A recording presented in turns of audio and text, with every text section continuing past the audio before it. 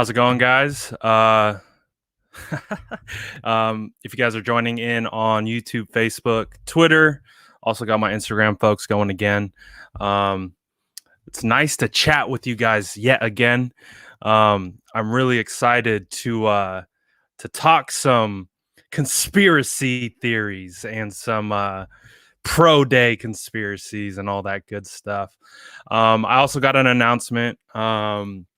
I've gotten the next 49ers player who will be joining me on live tomorrow.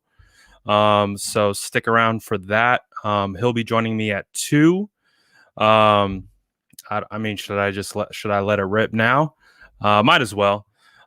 So before we get into tinfoil hat season and we start going through some of those conspiracies and what have you, I'm really, really, really excited to have Emmanuel Moseley, starting cornerback for the 49ers. He'll be joining me tomorrow at 2 p.m.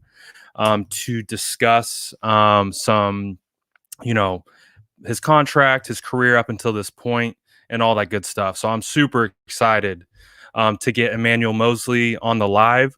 So that will be at 2. Obviously, tomorrow is going to be the pro day as well for Justin Fields. So tomorrow, you guys better be locked and loaded. We're going to have plenty to talk about. Tomorrow's going to be a good content day. It really is. So I'm super, super excited to have Emmanuel Moseley hop on, and it's going to be legit. Really, really excited. So with that, that's going to be fun. We're going to be more focused, obviously, on 2 p.m. Pacific for Emmanuel Moseley. It's going to be more 49ers focused. Obviously, we're not going to be talking too much. We're not going to be talking about quarterbacks at all. And I will keep saying forever. So you can keep mimicking me. It's all good. We're going to keep writing it out. So as we continue to kind of swing towards the pro day circuit that is coming up, this is something that I've never seen before. I've never seen teams hold private pro day workouts prior to the draft.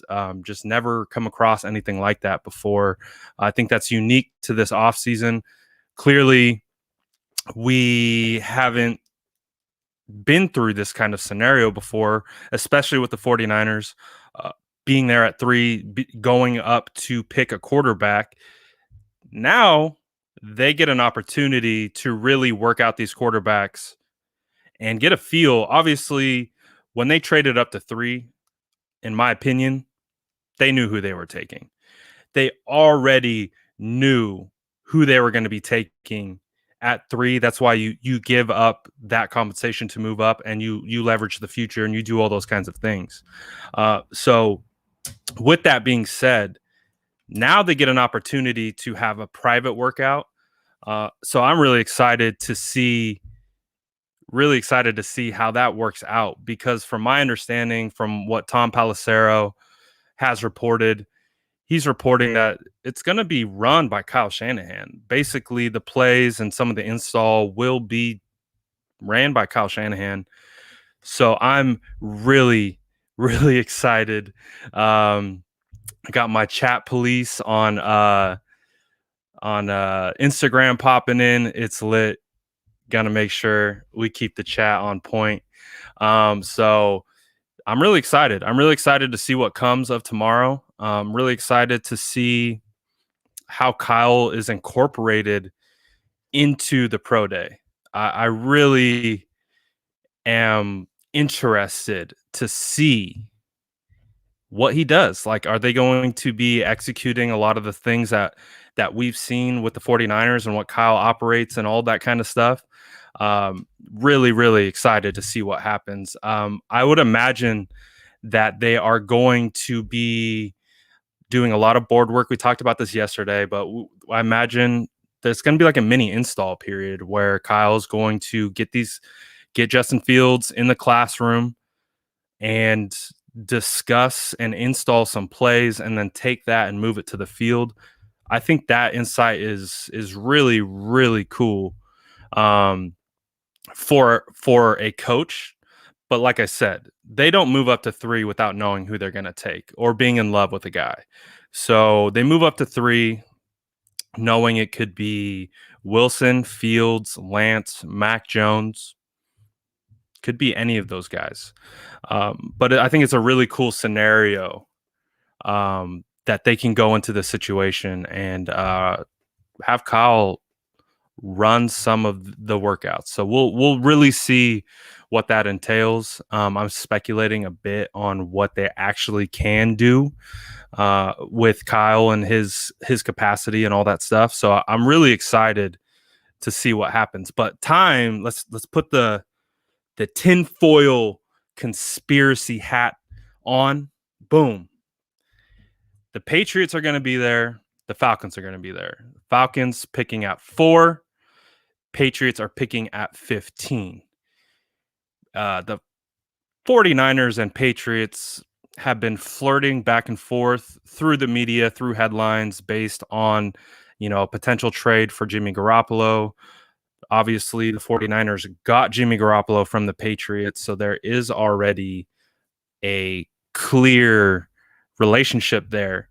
So it's going to be really interesting to see what happens with that. Because if you guys don't recall, when the 49ers and the rest of the NFL head up, brass went to Zach Wilson's pro day, that's when all the trade details or the finalization of the trade, from my understanding, happened, was at, the night prior to Zach Wilson, even before even threw a pass, the trade went through. So I would imagine those similar conversations are going to happen with the Patriots being there, picking at 15. There's no chance that Fields is going to fall. So it's really interesting to understand why they're going to be there, unless they're actively looking to move up and trade up and could be with the Falcons. Maybe the 49ers drop back to 4. Who knows? Like, I think there's plenty of scenarios that can be, we can again funnel through our tinfoil hats to really have some fun with it. But I really think that they're kind of there to talk some trades, at least the Falcons and the Patriots. Now, it would be interesting to see Kyle and John make any additional moves past that point and just not stay pat at 3 and select whichever quarterback is available. It would seem interesting to watch them drop back or do something. I saw it floated on Twitter, and then someone said something about it being, like a draft day trade where the Browns GM made like 400 different trades, moved up all over the place, all that crazy stuff. I would be less inclined to think Kyle would be wanting to do that, but we'll see what happens. I'm excited to get into all the scenarios that come out of tomorrow. See if anything drops tomorrow. Obviously, we're going to be paying close attention to see if anything really pops, if there's any trades. If the Patriots decide to move up to 4, we'll find out. It's going to be interesting. So I'm really excited to see how that all plays out. It's going to be a lot of fun.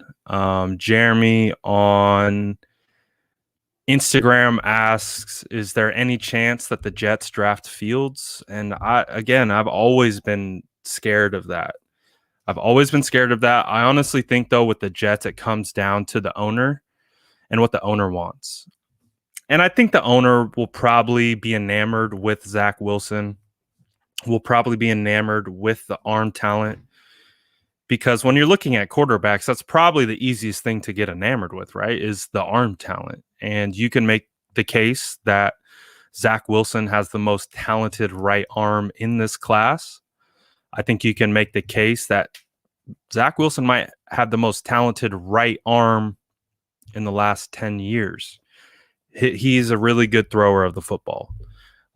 So I would imagine that based on the narratives up to this point, kind of where the fan base is feeling it, I think it's going to be Wilson at 2, but I don't know. Honestly, I don't know because I've been afraid of it all offseason. You guys know I'm a big Fields guy, have been a big Fields guy all season.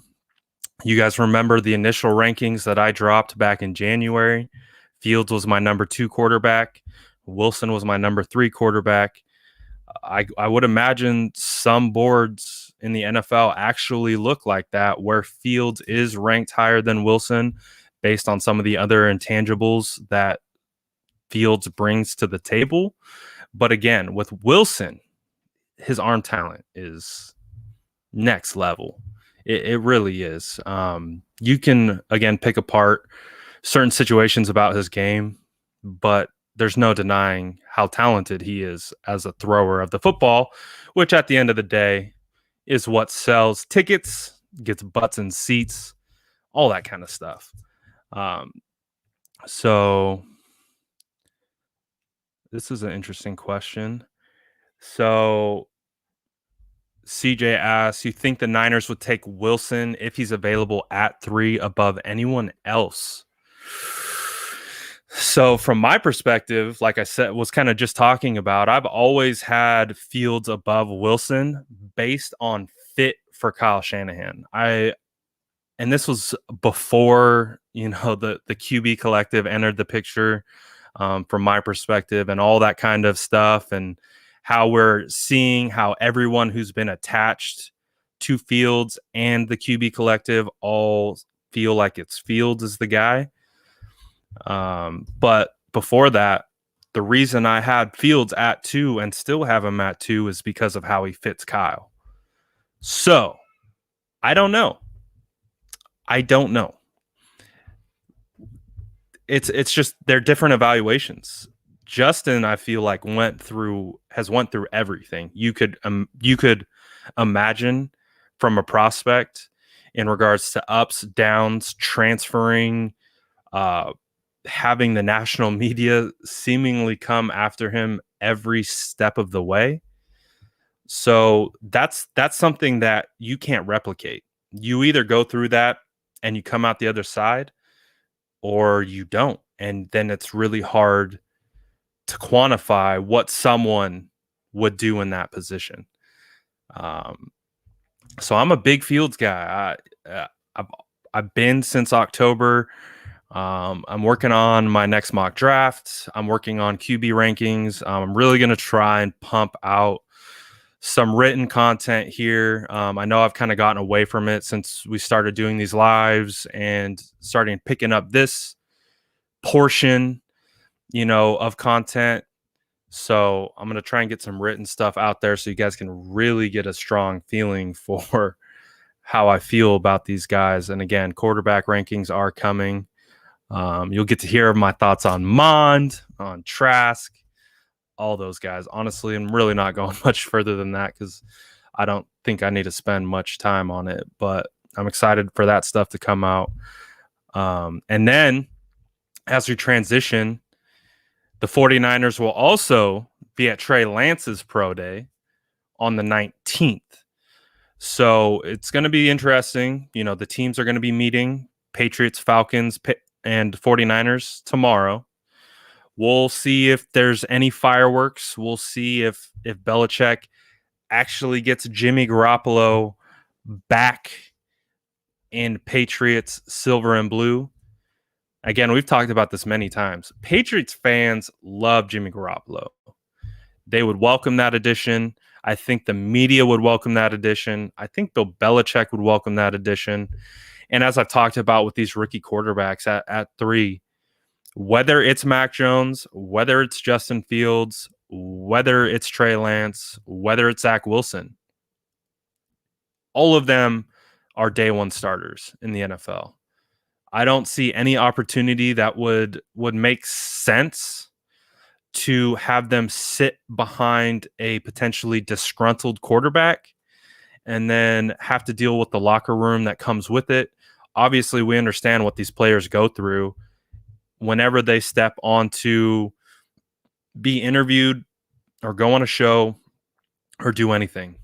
They're always asked, what about, like, what's going on with Jimmy? Do you support Jimmy? Is Jimmy your quarterback? And they all, of course, have to be like, yes, he's my quarterback. But could you imagine that same scenario, but with a rookie quarterback in the building? And then these players become split. Like, of course we have Jimmy's back. Jimmy's our guy. He's been here for 3 years. We got Jimmy's back. But then that guy that's behind Jimmy is taking his job. It will happen. It will happen where the rookie is coming in to take his job. And so then at what point are you like, well, I have to nurture the future of our franchise? So it's just, I don't see a scenario where it makes sense to keep Jimmy. Like, I know that's what's being floated, and I know that's, some fans have gravitated to that and, think that might be what is happening. I don't necessarily see that being the case. Just based on everything that goes into all of that. There's so much. It's so much than just playing football. So much more than just playing football. So, yeah. But we'll see. So, again, Justin Fields pro day tomorrow. Trey Lance is on the 19th. We're going to see what happens. Like I've said all offseason, I don't think the 49ers are done. I think that they are still looking to move around, gain assets, and do things of that nature. So I don't think they're done. I really don't. I don't think they're done. And I actually applied, or I reached out to their media guy and asked if there's an opportunity to apply for a credential. He responded and said that the pro day will be closed off to media. So I don't think it's going to be televised. I don't think, as of right now. So we'll see what kind of coverage comes out of there. Again, it feels like it's more like a private workout as opposed to like the other pro days where they're televised, they're doing interviews, they're running. Obviously a lot of hype is generated from those pro days. But I don't think they'll be televised. I really don't. I don't, based on the response that I got from their guy at Ohio State, it does not sound like they will be televised, because if they granted me a credential, I would have been on a plane out to Ohio and we would have been covering it all over it. We would have been on top of it. But yeah, so I got the email up right here from the Associate Athletic Director of Communications. He's saying it's closed to media. Only NFL reps will be here. So it's not going to be televised. So that's going to be interesting. So we're not going to have any video unless someone posts it. Ohio State posts it. I don't know. I don't know how that works. I don't know when it's closed to media and there's only NFL reps available. I don't know how that works in regards to getting any video out of it. And again, I don't think it's for show. I don't think this is for show. I think they're just making their final decisions. I think honestly, these pro days are more so about just getting to know the player, just getting to know the person, getting to understand them, what makes them tick. Turn you off. What makes them tick, and all that kind of stuff. So I think the most important evaluation that Kyle Shanahan is going to get from these pro days are actually going to be the dinners with the agents, the chit-chatting in between. Obviously, they're going to want to see how they operate and and work Kyle's drills. But it's going to be interesting. It's going to be really interesting, especially with no coverage. So we'll see. We'll see. But at the end of the day, I think the sentiment is the same. Is that I don't think too many people really want Mac Jones on the 49ers in 2021. I mean, it's just difficult with prospects like Trey Lance and Justin Fields on the board. They're legit. The upside is unbelievable. So with Mac Jones, just leave some to be desired. Yeah, I agree. It has to be Fields or Lance. It just would be weird to me if it was Mac Jones. Ricky asks from Facebook, do you think it's better or worse that it won't be televised? I think it will be better for Kyle.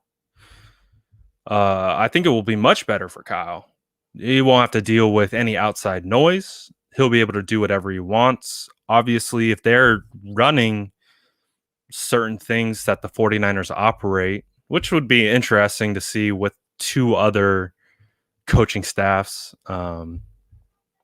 there. Well, it might not even be coaching staff, but personnel, GMs, and what have you. So I wish I could be a fly on the wall. I wish I could be there for the workouts. I wish I could see what they're actually doing. I wish I could see if they are doing board work, if they're doing install, if they're doing any of that stuff. Yes, Daniel Jeremiah has been profusely saying that he hears nothing but Mac Jones. I believe Daniel Jeremiah is tapped in, but I think the common theme is it feels like all the talking heads are getting the same talking points, and it feels like it's probably coming from the same spot. And at a certain point, you just have to take a step back and realize that there are angles, there are things to be gained by certain information getting out and things of that nature. So I just can't. I have a hard time buying that. I have a really, really hard time buying that is who they moved up for at 3. Again, it's hard. It's difficult. It's difficult to understand. But let's see. If you guys want to start asking some questions, go ahead. I'll start answering. What is the difference between Mac Jones and Justin Fields? Wow. There's quite a bit. There's quite a bit different. In regards to Mac Jones is a really good processor. He really is. He knows how to put his team in the right position. He knows how to read defenses. He's really, really, really, really good at throwing with anticipation. Something that you don't technically need a strong arm if you know how to throw into certain spots with great timing and anticipation, which is what Mac Jones is actually really good at. And he's actually more mobile in the pocket than people give him credit for. He can move around in the pocket. He's not going to move around outside the pocket. However, when it comes to mobility inside the pocket, Mac Jones does a pretty good job. And he is accurate. And doesn't have the strongest arm in the world, but he can make the throws. He really can. It's just the upside. It's the upside that you get worried about. Obviously, with the way the NFL is going, you want a little bit of that mobility. You want someone who can get outside the pocket and make a play. And that's, I think, where the major difference between Justin and Mac Jones comes into play is with Justin Fields. He is deadly outside the pocket. He is really, really strong at keeping his eyes downfield and, using the threat of his ability to play with defenders, just like we see from Russell Wilson every Sunday in the NFL. Just the way that Russell plays with us, plays with everyone else in the NFL. Whenever he's scrambling out and moving outside the pocket, he's always got the ball. He's ready to throw it. He's always pump faking. Meanwhile, he can take off at any time.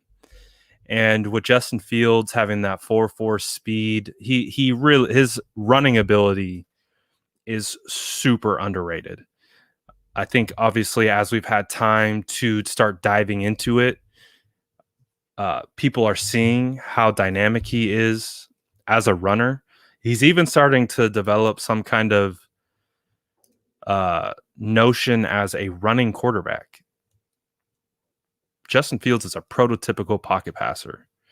That dude will hang in the pocket and deal for as long as he can. And that's one of my favorite things about him is, and you always hear Kyle Shanahan, what he references, he references mobile quarterbacks, but he says at the end of the day, you have to be able to win from the pocket. And Justin Fields can do that. Justin Fields can stand in that pocket, make all the reads, make all the adjustments, feel pressure, and deliver with timing, accuracy, and touch. He's just a very talented player. And one of the big differences, too, with Mac and Justin is Justin went through immense adversity throughout his entire career. Transferring from Georgia, not working out of Georgia to Ohio State. That was tough on him. Of course, last year, people were coming after his neck last year when he was playing after Northwestern game and the Indiana game. People were trying to torpedo him.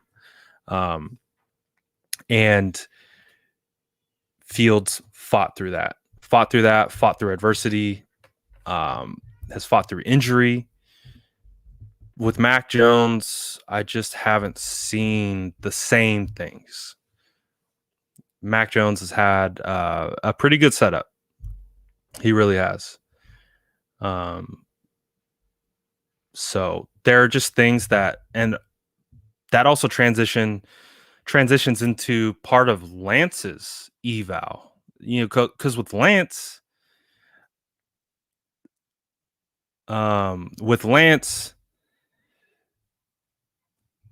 sorry, chat police, keep going, keep doing your thing. With Lance, it's hard to evaluate him because he doesn't have 2020 tape, and it's hard to evaluate what's not there. And the whole time while I was watching 2019 tape of Trey Lance and having to fight through his narrative, the narrative with Trey Lance was, he's kind of a gimmicky quarterback, might be just like this running quarterback with a big arm and, not much else. But once I got into the tape, it's really easy to see why why Trey Lance has been discussed as one of the top prospects in this class, even as late as 2019. Everyone knew coming out of 2019 that Trey Lance was going to be a top QB prospect. So after watching his tape, Trey Lance is much more pro ready than people like to give him credit for. So that's one of the knocks that I never really understood about Trey Lance. Trey Lance is running legitimate NFL style concepts when it comes to play actions, boots, all those kinds of things. He does it, and he does it well. And he actually took more snaps under center than both Justin Fields and Mac Jones. So Trey Lance is coming from a place that actually is mutually beneficial for his development heading into the NFL. So I don't necessarily buy that you know, he's not pro ready because of the school he went to or the offense that he ran. The only thing that you're concerned about is the lack of starts. That's it. I think he had 17. I think Mac Jones had 18. Yet Mac Jones is the most pro ready quarterback prospect in this class, while Trey Lance isn't. Just doesn't make sense to me. So with Trey Lance, it's just he has the lack of tape. He didn't have, the recency bias of having 2020 tape. And that I feel like it's not going to hurt evaluators as much. It's going to hurt public perception a lot more. Because again, while he was training, since October, he's watching these other guys actually playing games, playing big time games, playing big bowl games, etc. So it's just, and that's not a knock on Trey. It's just that's just how the card's stacked, unfortunately. But Trey, I think, is legit. I think with some time too. I don't think we are close to seeing a finished Trey. I think Trey has done a lot of growing in his training, in his offseason training and offseason work. So I think he could be in much better shape than what we saw in 2019. Part of the really cool thing about Trey Lance, of course, having experience in real-time game situations is going to be the number one thing that you would like. But because he didn't have that in 2020, he was really able to dive into the mechanics, kind of remold himself so that now when he enters an NFL team, the mechanics are good. Like he's ready to go. Like he's retrained certain aspects of his lower body to work better with his upper body. There were some concerns of that on tape, but based on the information that I've been given, those things have been corrected and kind of worked out, and has actually done some wonders for him. So again, it's just going to be interesting to see, how it all plays out in the end, because I really like Trey. I think Trey is legit.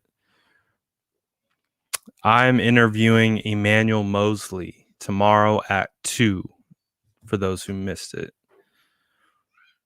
So that's why it's like when they make such a big deal about Mac Jones being, like this ultra pro ready guy, I'm just like, yeah, but I'm pretty I forget who posted it. Someone actually posted, I think, snaps under center from Fields, Trey, and Mac.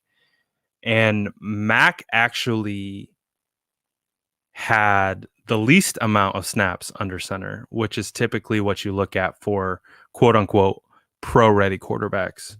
So it's interesting. It's interesting that the narratives that come out of these things, obviously, yes, he's coming from Alabama. He's coming from a place that breeds NFL talent. It's essentially an NFL program in college. I think those things you can reference as being, pro ready.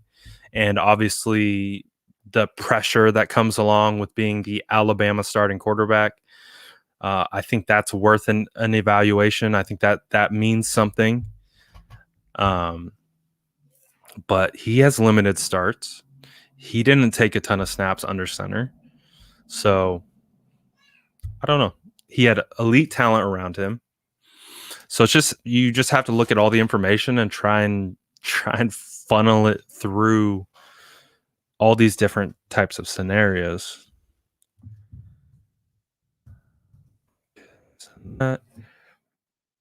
So let's see. Yeah, I think they might be off by a start, like one start. Trey Lance and Mac Jones, I think they either have the same amount or it's off by one. One of the two.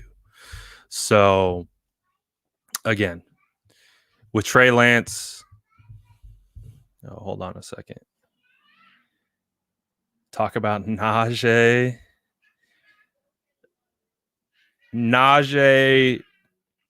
I mean, honestly, with Najee Harris, I don't see him falling out of the first. So for the 49ers to have any shot at Najee Harris, they would have to trade up. And at that point, I just don't see the positional value being there to give up more assets than you've already given up to go to 3. I really like the running backs in this class. I really think it's a deep class. I think you can find some gems here. I've found some gems, so I'd imagine Kyle could do the same. I'm really, really excited with this RB class again because it's super top heavy with Najee, Etienne, and Javonte Williams, but then everyone behind it, there's some good guys back there.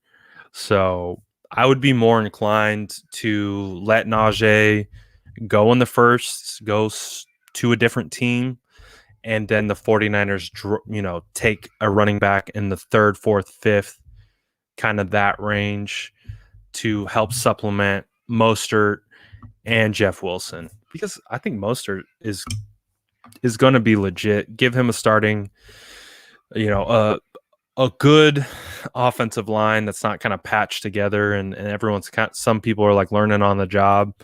I think you get our offensive line healthy. You get a healthy Raheem Mostert. Imagine getting a quarterback like a Trey Lance or a Justin Fields who offers the threat of the run. You could even work in some zone read. So you're forcing DNs, linebackers, and safeties to have to account for the quarterback, which will make offensive linemen's blocking assignments just a little bit easier. So that's what I envision. That's what I envision with Trey Lance or Justin Fields, and it's why I have a hard time wrapping my head around the Mac Jones, just because I think of Kyle as this dynamic play designer, play caller. The QB Collective has been a great resource for understanding how these guys talk about the game, understand what they're looking for, understanding what they expect from certain situations. So the QB Collective has honestly been a wealth of knowledge for understanding Kyle a little bit better. And so even with all of that, even with the perception of Kyle liking Kirk Cousin type quarterbacks, the Hoyers, the Matt Ryans, the CJ Beathard's, the list goes on and on. I don't necessarily mean that's what he's going to do now, especially at 3, especially with the dynamic quarterbacks that are available at 3. It just seems like it would make a lot more sense to me to go with one of those guys and watch his scheme develop and kind of take the next step. That's honestly really what I want to see from Kyle. So that's why I really want Trey Lance or Justin Fields. Obviously, Justin Fields for me is a draft crush. I've been crushing on Fields since October. I had to endure everyone calling him a bad quarterback back then during the season. I withstand and withheld my positioning. Had to deal again during the early part of the offseason. Stood my ground, held my position, and even as we continue moving closer to the draft, it's the same situation with all the Mac Jones noise. I'm standing my ground and holding my position that Justin Fields is the second best quarterback in this class. So, yeah, I know Wilson, we were talking about it earlier, his arm talent is next level. It really is. But I watched a lot of Wilson too. I watched plenty of Wilson, and I still came away as a Fields guy. Fields is going to the Jets, dude. I kind of feel that. I kind of feel like that. I hate it though. I hate it because I felt like that. I felt like that for a long time, to be honest with you. And I explained that earlier, but I'm terrified. I'm terrified of Fields going to the Jets because he would fit there really, really, really well. Elvis from Twitter makes a really good point about Trey Lance, saying you should cut Trey some slack. Dude was 19 the last time we saw him play football. That's the thing. Trey Lance is still growing. He's a growing boy. Get that boy his Wheaties. He is still growing. He's going to get bigger, stronger, faster. Because what is he, 20, 21 now? So the arrow is still pointing up with Lance. Lance is not a finished product. Fields isn't a finished product. Wilson isn't a finished product. I feel like the closest to being a finished product is Mac Jones, which is why no one wants Mac Jones, because I see less of a potential for Mac Jones to get better, because I feel like he's kind of as good as he can be without the mobility to really move outside the pocket, do those kinds of things. He's going to have to win from the pocket consistently, and that's what he has done so far. And I kind of feel like that's what he will do in the NFL and continue to do. But I look at Trey Lance, I look at Fields, I look at what they've done with their body of work up until this point, which has been really good. It's been really good and really solid. But I do see them continuing to get better and better and better to the point where we're talking Deshaun Watson level type status, prior to the off-field stuff. But things like that, how Russell Wilson is discussed, those kinds of things. I just kind of feel like Mac Jones' ceiling will be that Kirk Cousins ceiling, where he can do so much, he can make the throws, he can do this, he can do that, but at a certain point, just you feel like you hit a hard ceiling. And then there's no really going past that, where these guys, Trey Lance, Justin Fields, even Zach Wilson, have these ceilings that if they land in the right spot, they can burst through. So that's the way I look at it. I'm a little more concerned with Mac and his ceiling. I would say he's got the highest floor, meaning less likely to bust out, but he also has the lowest ceiling, meaning how far will he really go if he doesn't have a stacked roster around him. We don't know what that looks like. So it will be interesting to really, really see how that all plays out. So this is a good question in regards to our pro day conversation. So Flymere on Instagram said, do I feel like whoever has the better pro day between Lance and Fields will be the pick?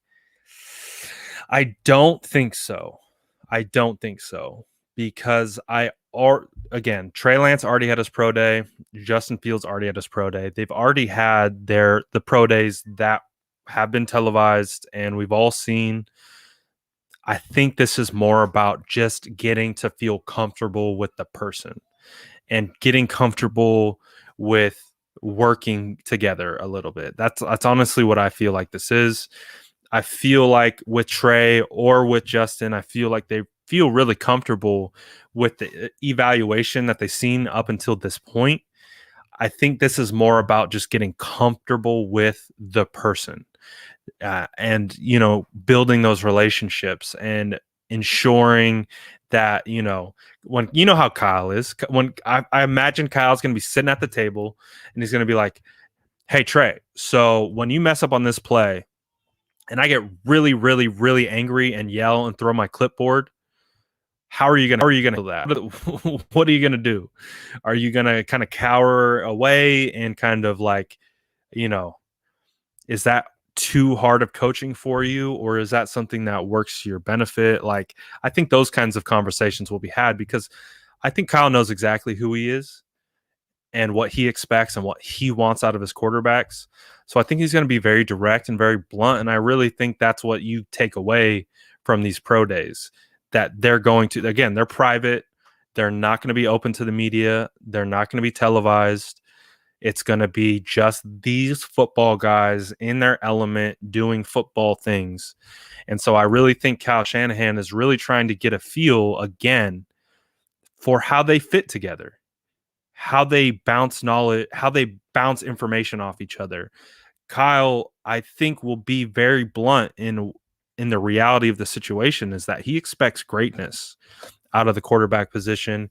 He's going to be like, listen, I'm going to draw it up for you to be successful. I'm going to make it easy for you to digest, understand, translate, and take it onto the field. And it's up to you at that point to execute. And if you're not executing, I'm coming for your throat. And that's what, hey, that's Kyle. Like, he is such a smart football guy that I think he demands that same type of excellence from everyone around him, or at least who's running his scheme. And if they're not doing it, they'll let you know about it. He'll absolutely let you know about it. So, oh, here's a good one. So Nick from Twitter asks, what question would Kyle want answered in Justin Fields' pro day? He asks, could it be footwork that he's looking for? I'm less concerned with his footwork. I honestly feel like that's one of Justin Fields' best strengths, is his footwork within the pocket, how he moves outside the pocket with his feet, things like that. And again, kind of what we were talking about just now is, I really think the biggest questions that they want answered is, again, I'm speculating on how it works. I'm assuming there's going to be install. If Kyle's running this and they're running it through Kyle's lens of plays, you have to do an install. You don't just show up and hold up a card and say, all right, this is what we're going to do. Part of the evaluation is getting these guys on the board and drawing up plays. And Kyle saying, like, all right, so you see this defense? We come out in this formation. They run cover 3. You know, they're stacking guys over here. How does our play change to take advantage of this defensive scheme that they're showing us? So that's what I feel. I feel that's the biggest thing to take away, is what happens on the board, how that communication works, the back and forth communication between coach and quarterback, OC and quarterback, and then how it translates to the field work. And I just got done listening, I think it was yesterday or the day before, but Justin Fields' head coach, Day, who was a 49ers coach at one point, went on the Move the Sticks podcast, and they were talking about what makes Justin Fields a special player. And he talked about his ability to take things from the board and execute them on the field. And that's an underrated thing. Me, myself, being an offensive lineman, understanding keys and blocks and those kinds of things, I honestly struggled with the board work. The board work was something for me that you really have to practice. You really have to understand. And again, because it's really easy to draw something up, but when you actually move to the field and things start moving around and you're starting to see different fronts, and you're trying to remember, like, okay, he's outside shade. What's my adjustment on this play? Okay, no, he's head up. So that's going to change my responsibility and my right guard's responsibility. It changes things. And being super good on the board translates to being on the field. And that's what his coach said. He said he picks things up extremely fast, extremely well. He compared him to Joe Burrow in regards to mental capacity, processing, taking things from the board, implementing them on the field. So that's really what I think, that's what this is about. It's like with Kyle's got all the tape in the world. He's already seen their pro days. He's already seen these guys up close and personal. Like, from a football standpoint, I think he wants to know, all right, how smart are you? Let's get you on the board. Let's communicate. Let's go back and forth. Do you see the field the way I'm seeing the field? So I hope that's what's happening. I really, really hope that's what's happening, because to me, if I was in Kyle's position, that's what I would be trying to do. I have all the tape. I've seen all the tape. Now I want to know what comes next and how you operate on the field and how that translates and all that kind of stuff. So, yes, they could have done this on Zoom calls. Absolutely. Absolutely. But again, there's a difference between looking at a play on a laptop and discussing it and discussing like, hey, what would you do in this with this certain coverage? How does that affect the receivers and the routes they're running? How does it affect your timing? How does it affect your keys? Things like that. Yeah, you can absolutely have those conversations over Zoom calls, but I don't think you can replace being in the same room, drawing stuff on the board, talking about it in real time, and then taking that and going straight to the field and actually executing it. So that's what I'm excited about for both prospects with Trey and Fields. And I think that's what Kyle is looking for, man. I think that's what he wants. I feel like he really wants to understand these guys better, how they tick, how they take in information, because again, these pro days that we've seen, everything is scripted, everything is generated by the players, coaches, trainers. I'm sure there's a little bit of even agent input into how they do certain things. So with this pro day, that's what I'm assuming that Kyle's looking for. I'm assuming they want to be comfortable with this part. That's what I assume he's really trying to get a grasp on. So again, we're not going to be able to watch it, which is going to be kind of crappy. But we'll see what comes of it. We'll see what comes of it. Oh, interesting. Do I think we could see McGlinchey traded to the Colts on draft day for pick 21? It is something I've discussed in the past because he is coming up on a contract. So if the 49ers have decided that they don't want to either give McGlinchey the 5th-year option and or extend him, because keep in mind, Colton Miller was extended this offseason. Colton Miller was taken by the Raiders in the same draft that the 49ers took McGlinchey.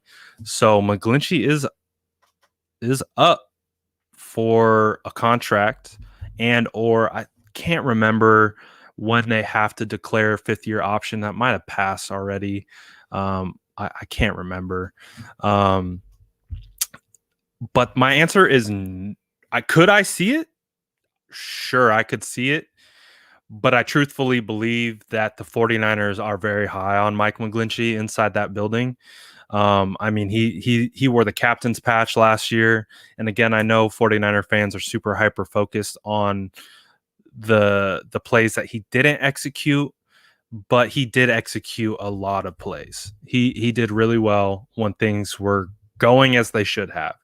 It's when you put him on an island and that's when things get a little dicey. But again, you look at his issues that he had in pass protection, and it's all technically driven and mentally driven.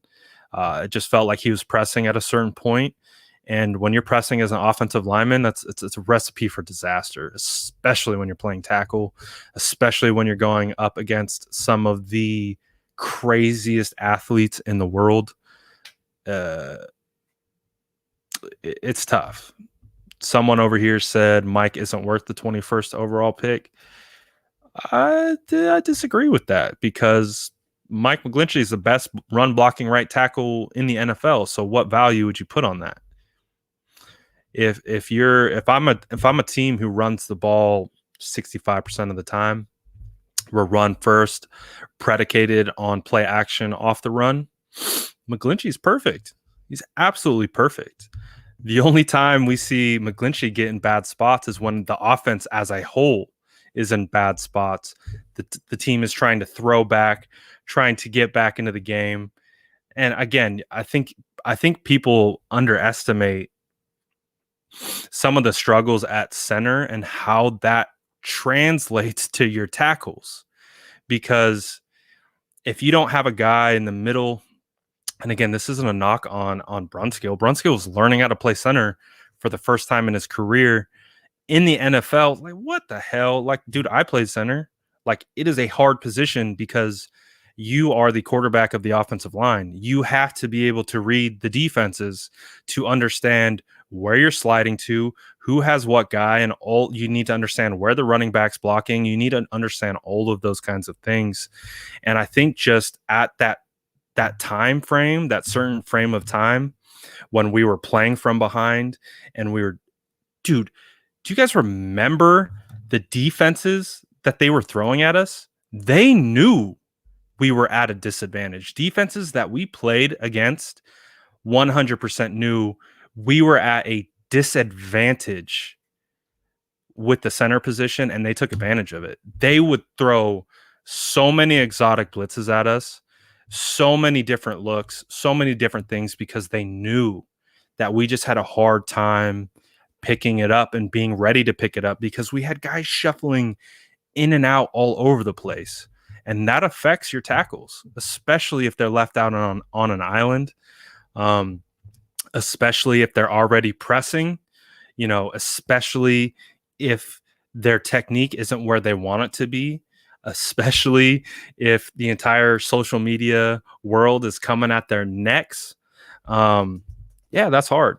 There's a lot of context that goes into McGlinchey's struggles that goes far beyond the thing I see about McGlinchey. It cracks me up every time is, oh, he needs to gain more weight. What? No, he does not.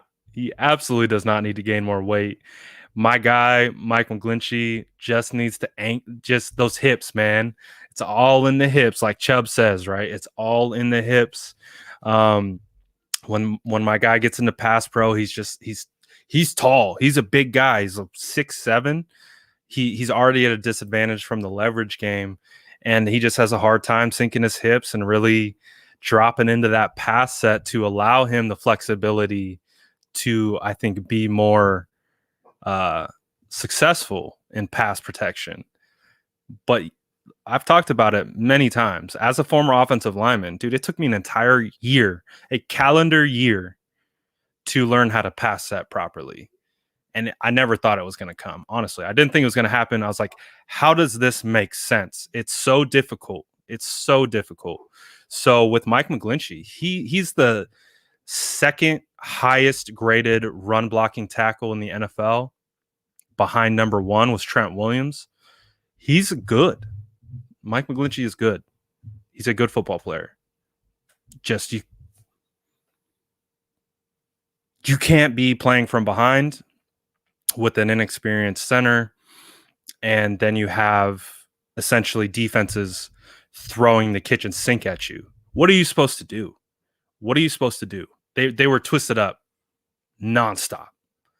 And that was part of it. And you saw it every single time. Every time they got out of their game, which is run the ball, play action, run the ball, play action, run, play action. When they got out of that and it was like third and longs or those kinds of situations where the defense was like, all right, this is us. We're going to pin our ears back and come after this whole line. You saw what happened. And that is not just like, that's part of the thing with McGlinchey is like the offensive line is a unit. It's a team within the team. The offensive line is a unit. They succeed together and they fail together. So all those guys need to be doing their jobs every single play. Each guy next to them affects the other. It's really easy to pinpoint Mike because he's had the atrocious looking pancakes that you typically don't want to see, but there's context behind that as well. So I can defend Mike McGlinchey all day, as you can tell. Let's see.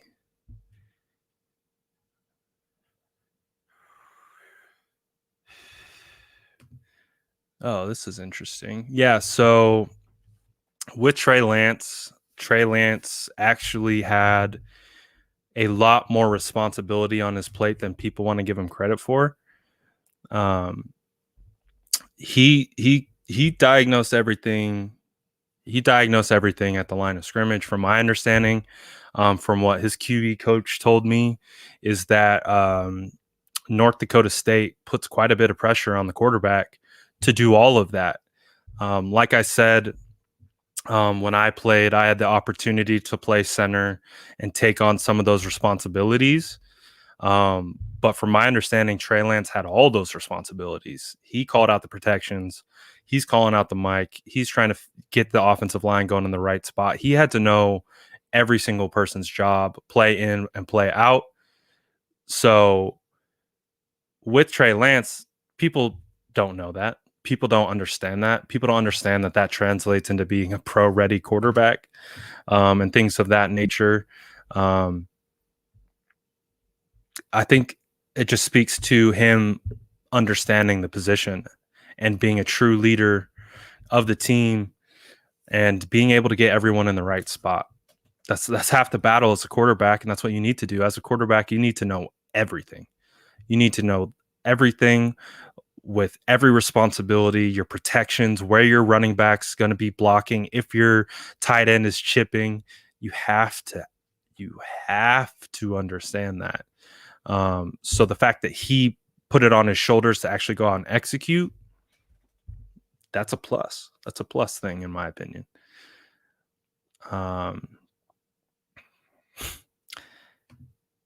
Thank you, Tim. I appreciate that. Thank you. Oh, Chasing Gold, you're good. I appreciate you, man. You've been a welcome supporter on the YouTube side of things. I appreciate you guys. So I'm gonna take a couple more questions. We're at an hour. I like these questions though. You guys are asking good questions. You're allowing me to rant a little bit, and I like ranting. Let's see. Here's one. I don't think Jimmy G is going to survive the first 3 games. And again, this has nothing to do against Jimmy. I've been a supporter of Jimmy. I still think Jimmy Garoppolo will be successful in the NFL. I don't think we've seen peak Jimmy yet. With all the context that surrounds Jimmy, I don't think we've seen him even play his best ball. I would say the best ball we've seen Jimmy was back in 2017. Since then, he's been recovering from the ACL injury. X, Y, and Z things have been going on. He's only had 1 full season as a starter. I think if he lands in the right situation with the right coaching staff, he will be successful again. And so part of that too also plays into, I don't think he'll be on the roster in 2021. I think the team has made it pretty clear that they're moving on. I think the whole notion of keeping Jimmy, letting the rookie learn behind him, it just kind of pumps up his value, because by saying that, you're taking another quarterback name off the quarterback market. So as a result, you're making the quarterback market more scarce in that sense. But if someone wants Jimmy and they're willing to pay for Jimmy, that also gives you solid value for a player that, I don't know, 3 months ago you maybe thought was going to be cut. So I think Jimmy will find success. And if I'm Jimmy, I want to get the hell out of San Francisco. I want to get the hell out of the Bay Area, probably go back to the East Coast, or Chicago or something like that. And I think it benefits both parties. It benefits both parties for Jimmy Garoppolo to get traded, because on one side of things, Jimmy Garoppolo gets traded for. That's a team investing in Jimmy Garoppolo. That's a team saying, hey, Jimmy, we like you. I know you're having a hard time over there in San Francisco, but we like you. We're going to give up assets to come get you, which means you're going to have a longer leash with us because we actually gave things up to come get you. We believe in you. We want you to come play for us. I think that's what Jimmy wants. And of course, I think on the flip side, the 49ers want to get compensation in return. Like I've talked about, I don't think it benefits the 49ers at all keeping Jimmy Garoppolo and bringing in a rookie, it doesn't benefit him at all. The whole like learning behind a rookie thing or behind a veteran thing, it's more of an issue, in my opinion, to keep Jimmy than it would be to let him go. Because I've talked about this before on previous pods as well. Because if Jimmy comes out and plays bad in 2021, he tanks his value. He tanks his opportunity to get a job somewhere else. Imagine he loses the starting job by week 4 and he's riding the bench the rest of the season. Who's going to be knocking down Jimmy Garoppolo's door to want him to come play for him? So honestly, I think at the end of the day, it just comes down to it's time for a change of scenery for both parties. I think Jimmy deserves an opportunity to be a starter this year, but I don't think that is going to come with the 49ers. It's not. The 49ers have moved up to 3. They're getting their quarterback. All of these quarterbacks are pro ready. They're all ready to come in and start day 1. So with Jimmy Garoppolo, I imagine he doesn't want to deal with that noise. He doesn't want to put his teammates in that situation again. Like, dude, I can't imagine. I'm not a big drama person or like whatever, but if all my homies were constantly asked every single day about me and like, is he still your is he still your friend? Is he still coming around? Is he still doing that? Is he still doing this? Like, I wouldn't want my guys to have to go through that, say a company line, and just constantly get asked over and over and over again. So with all of that, that's going to come next year. If Jimmy's on this team, that's going to come. People are going to ask Jimmy, so Jimmy, how do you feel about having a rookie quarterback behind you? Jimmy, how do you feel about having a rookie quarterback behind you? Jimmy, you didn't have a great game. Are you worried about that rookie quarterback behind you? Hey, Jimmy, hey, it's like, and then that's going to transition into his teammates, and like his teammates are going to have to start asking those questions.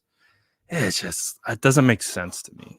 It doesn't make sense to me for either side, 49ers or Jimmy Garoppolo's camp.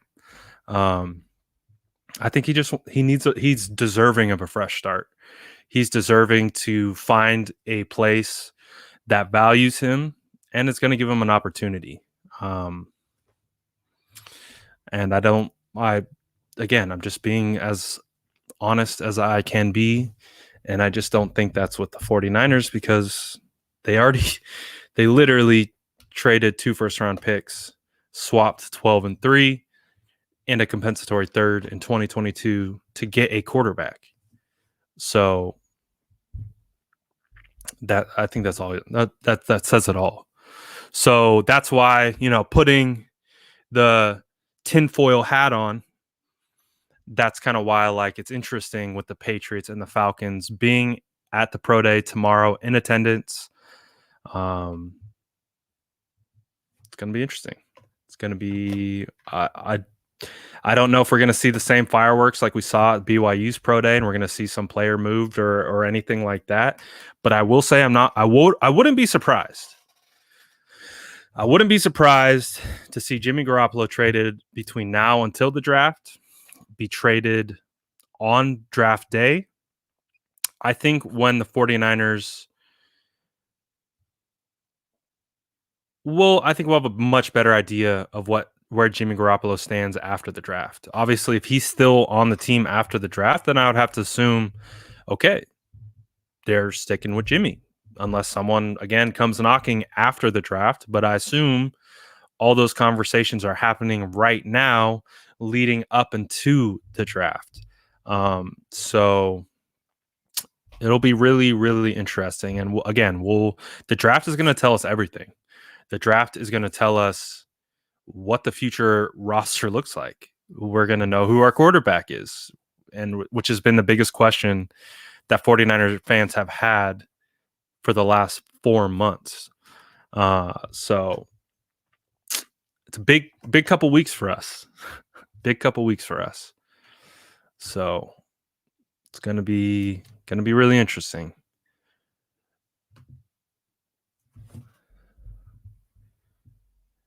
So Brunel says, to be honest, Jimmy's a good quarterback when healthy. That's the thing. We can't have our franchise QB getting hurt every year, and that's why we have to move on. I think it's more than that. I think it's more than just the health thing. I think the health thing is an easy out. I suspect it's a little bit more. I don't have any concrete information on that, but just a feeling that it might go a little bit deeper than that. So I think again, I think both parties are ready for a change. And if that means that the Chicago Bears come calling and Jimmy wants to go back to Chicago, I mean, it was the Eastern Illinois quarterback in college. That could be a landing spot. And again, Patriots are going to be at Fields Pro Day. So what's that about? We'll find out. We'll see. So let's see here. Talk about next quarterback class. Yeah, Spencer Rattler right now is the only quarterback that I can see that's worth much of anything. Howell doesn't do it for me as of this point. And anyone else I haven't been really paying much attention to. So yeah, this is a good class to trade up for. This out of all classes, and I've made this distinction before, is that Wilson, Lawrence, Trey Lance, and Justin Fields. Now, I never included Mac into this. But maybe at this point I should. But I always made the distinction that those 4 quarterbacks would be the number 1 overall pick in like the last 5 drafts, or like they would be up for discussion as the number 1 overall pick if they weren't together and clumped into this draft. And they all were spread out, they would all have the opportunity to go number 1. That's how good they are. Apparently, add Mac Jones to that list. I wouldn't take Mac Jones number 1 overall, but the media would. The media sure absolutely would. They would love it, apparently. So this is a great class to trade up for and go get a guy. I like this class better than, the Baker Mayfield, Sam Darnold. You had Josh Allen and Lamar Jackson in that class as well. But honestly, I can make the case that Trey Lance is a better prospect coming out than Josh Allen was. Ooh, spicy. So it's just going to be interesting. It's going to be the draft is going to be fantastic. So again, we're going to be live on the draft. We're going to be covering it all, just like we did last year. And you're in for an epic reaction video, that's for sure. Whether we go with someone I want or someone I don't want, I'm either going to cry. No, I'm going to cry, I think, regardless of who we take. But it's just going to be happy tears or sad tears. Which one's it going to be? We're going to find out. Oh, goodness. The draft is absolutely like Christmas. Like for me, for sure. I could, and I'm an adult now, right? I got 3 kids. I get more excited about the draft than actual Christmas. I mean, I'm an adult. I don't know if that's a good or bad thing, but that's just how much of a football nerd I am. So it's kind of just how the cards stack, So either way, we're getting happy tears or sad tears. Either way, we're gonna be.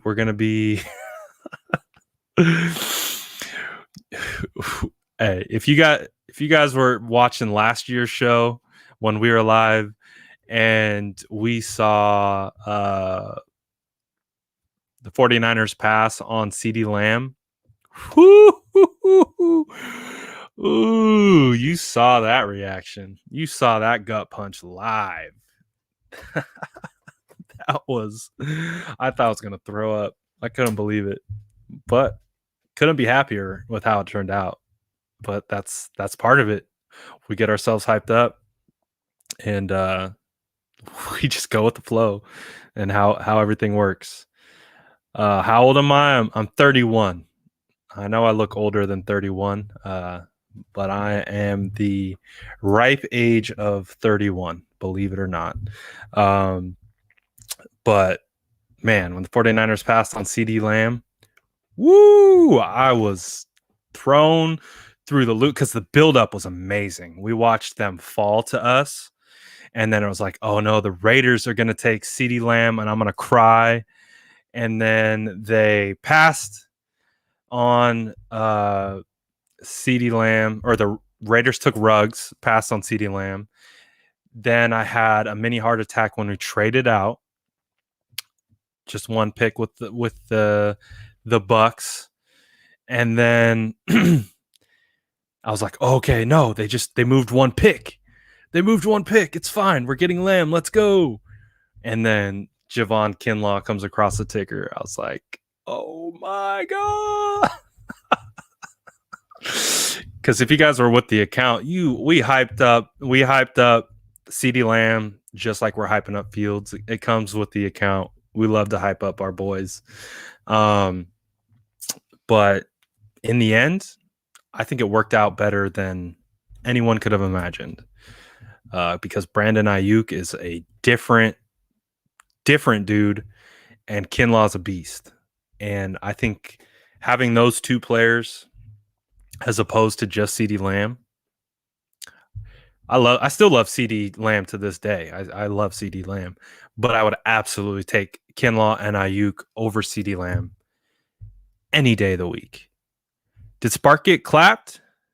No. I hope not. That would suck. That's my boy. That's my son. So again, draft is going to be fun regardless. We're going to either cry. We're going to cry regardless, but it's either going to be happy tears or sad tears. At this point, really don't care. But you're going to get a good reaction. I guarantee it. It's going to be good. Whether it's bad or good, it will be a good reaction. I'm going to freak out in some way or somehow. Like I'm too hyped about the draft to not get crazy excited about it. So it's going to be fun. So I think I'm going to wrap it up for at least right now. I might go live. You guys know what I've been doing. I've been kind of running a couple lives a day. At this point with the draft coming up, I do need to get back to writing, though. I'm working on a mock player, or my QB positional rankings should be coming out soon. So then we'll get that going. And then if you guys are just hopping on, Emmanuel Mosley, starting cornerback for the 49ers. He will be on live with me tomorrow at 2 p.m. So make sure you look out for that. If you miss it, and barring Instagram crashing midstream like it did with me and Eric Davis, I was so pissed, man. Me and Eric Davis, former cornerback for the 49ers, Niner legend. We were having such a good conversation. He was telling so many good stories that I was really excited to cut up and clip and do all that kind of stuff. And Instagram literally crashed as we were wrapping. And so I couldn't post it. And it's lost forever. I'm going to be forever sad about that. But we got Emmanuel Mosley tomorrow, 2 p.m. Super excited about that because I think Emmanuel's got like a good story. And I'm really excited to learn more about it. Again, going from undrafted, he just signed a 2-year extension. I'm really excited to get in to all the stuff in between and figure learn more about him as a player and as a person. So that's going to be fun. And then again, tomorrow we also have Fields Pro Day. Like I mentioned, at